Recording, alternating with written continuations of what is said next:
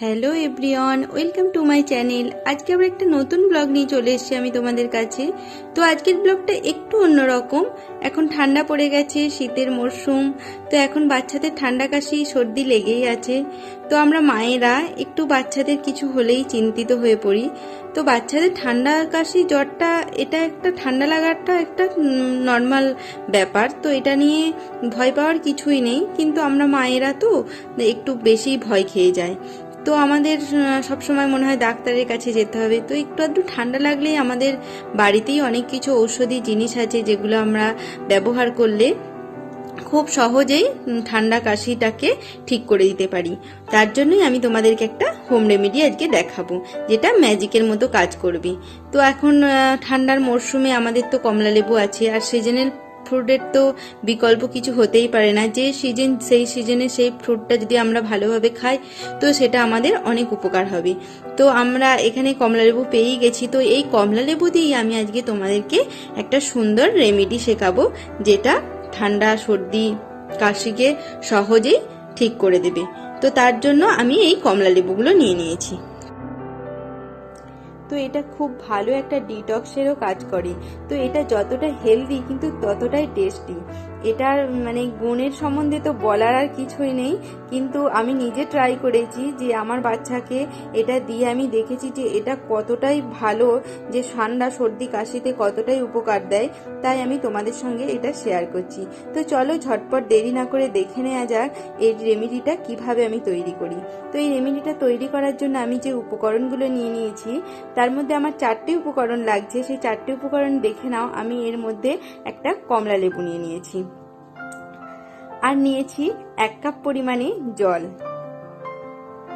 আর আমি আদাগুলিকে ছোট ছোট করে কেটে 1 চামচ মতো আদা নিয়ে নিয়েছি, আর নিয়েছি আমি 2 চামচ মধু। তো এই 4টি উপকরণে কত সহজে একটা সুন্দর ঝটপট রেমেডি তৈরি হয়ে যায়, যেটা আমাদের একবারে ঠান্ডা সর্দি কাশিতে ম্যাজিকের মতো কাজে দেবে। তো চলো দেখে নেওয়া যাক এটা আমি কিভাবে করি। তো তোমরা এটা অবশ্যই ট্রাই করবে, আমার মনে হয় এটা তোমাদের খুব কাজে দেবে। তো সিজন চেঞ্জের সময় এই ঠান্ডা সর্দি কাশির মরশুমে তো আমাদের ঠান্ডা লেগেই থাকে। তো আমরা যদি এরম ঘরেতেই কিছু রেমেডি বানিয়ে নিই, তো আমাদের খুব কাজে লাগবে। তো এটা বানানোর জন্য আমি একটা হামলদিস্তি নিয়ে নিয়েছি, আর যে আদাটাকে আমি কুচো করে রেখেছিলাম সেই আদাটাকে আমি থেতো করে নেব। তো এইভাবে আমি আদাটাকে থেতো করে নিয়েছি। আর আমি এবার গ্যাসের মধ্যে একটা সসপ্যান চাপিয়ে দিয়েছি।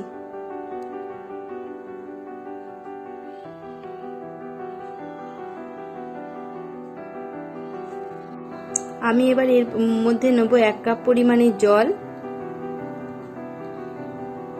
এটা প্লেন আমি একটা নর্মাল ওয়াটারে নিয়ে নিয়েছি। তো আর নেব আমি এর মধ্যে যে আদাটাকে থেতো করে রেখেছিলাম, সেই আদাটাকে আমি এর মধ্যে দিয়ে দেব। তোমরা এটা আদাটাকে গ্রাইন্ড করেও দিতে পারো, আর জিটারের মাধ্যমে ঘষেও দিতে পারো। তো আমি এটাকে থেতো করে নিয়ে নিয়েছি। এবার আমি এটাকে একটা ঢাকা দিয়ে দেব। এবার ঢাকা দিয়ে আমি এটাকে 10 মিনিটের জন্য ফুটতে দেব। তো আমার এই যে 1 কাপ আমি জলটা নিয়েছিলাম, সেই জলটা আমি হাফ কাপে নিয়ে আসব। এই সময়ের মধ্যে আমি যে একটা কমলা লেবু নিয়ে নিয়েছিলাম, সেই লেবুটাকে আমি জুস বার করে নেব। তাই আমি একটা জুসার নিয়ে নিয়েছি। এবার জুসারের মাধ্যমে আমি এই লেবুটা থেকে জুসটা বার করে নেব। তোমরা চাইলে এটা পরিষ্কারভাবে হাত ধুয়েও নিতে পারো। আর এদিকে আমার দেখো জলটা ফুটে প্রায় হাফ কাপে পরিণত হয়ে গেছে। এই জলটার মধ্যে আমি যে জুসটা বানিয়েছিলাম সেই জুসটাকে আমি অ্যাড করে দেব।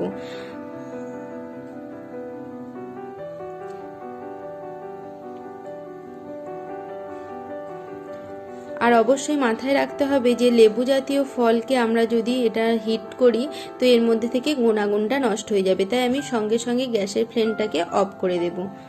তো আমার দেখো জুসটা কত সুন্দরভাবে তৈরি হয়ে গেল।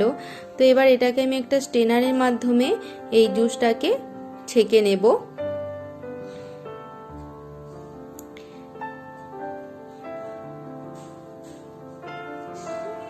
তোমরা অবশ্যই এটা বাড়িতে ট্রাই করো। তোমাদের বেবিদের জন্য তো করো, আর নিজেদের জন্য এটা করো, কারণ এটা রোগ প্রতিরোধ ক্ষমতা অনেকাংশে বাড়িয়ে দেয়। তো তো লেবুতে আছে সাইট্রিক অ্যাসিড, তো যেটা অনেক জীবাণুর সঙ্গে লড়াই করতে সক্ষম হয়। তো তার জন্যই এটা আমাদের যদি একটা আমরা রেমেডি হিসাবেও কাজে লাগবে। তো এর গুণাগুণ সম্বন্ধে তো আমি অনেক কিছুই বলে ফেললাম, এর গুণাগুণ নিয়ে তো আর কিছু বলারই নেই। তো এখন শীতের মরশুম চলেই এসেছে, ওয়েদার চেঞ্জের মরশুম, তো এটা তোমরা অবশ্যই ট্রাই করো, তোমাদের এটা কাজে লাগবে। তো এই দেখো আমি এর মধ্যে এবার যে 2 চামচ মধু নিয়ে নিয়েছিলাম সেই মধুটাকে আমি অ্যাড করে দেব। তাই মধুটা অবশ্যই খাঁটি হওয়া চাই, তোমরা খুব ভালো একটা ব্র্যান্ডের মধু অবশ্যই ব্যবহার করো। আর একটা কথা বলে রাখা যে 1 বছর বাচ্চার বয়স যদি না হয় কোনো মতেই মধুটা তোমরা অ্যাড করবে না, কারণ 1 বছর যদি বাচ্চার বয়স না হয় ডাক্তাররা এইটা মধুটা দিতে বারণ করে। তো 1 বছর বয়স হলেই তবেই তোমরা মধুটা অ্যাড করবে। তো এবার এটাকে আমি খুব ভালোভাবে মিক্স আপ করে নেব। এবার আমার এটা একদম রেডি হয়ে গেছে। তো এর গুণ সম্বন্ধে তো আমি অনেক কিছুই বলে দিলাম, আর ঠান্ডা চলেই এসেছে, তো তোমরা প্রত্যেক দিনের ডায়েটে এটা অবশ্যই রাখো। তো এটা তো হেলদি বটেই, আর এটা খুবই টেস্টি। তো আজকের রেমেডিটা তো আমার দেখেই নিলে কিভাবে আমি করলাম, তোমরাও ঝটপট বানাও। আর আজকের ভিডিওটা এই পর্যন্তই, আবার দেখা হবে নেক্সট ভিডিওয়। ততক্ষণ সুস্থ থেকো, ভালো থেকো। আর হ্যাঁ, আমার চ্যানেলটাকে যদি এখনও সাবস্ক্রাইব না করে থাকো অবশ্যই সাবস্ক্রাইব করে দিও, আর ছোট্ট যে বেল বাটনটা আছে সেটাতে হিট করতে ভুলো না। সুস্থ থেকো, ভালো থেকো, আর সব সময় হাসি মুখে থেকো।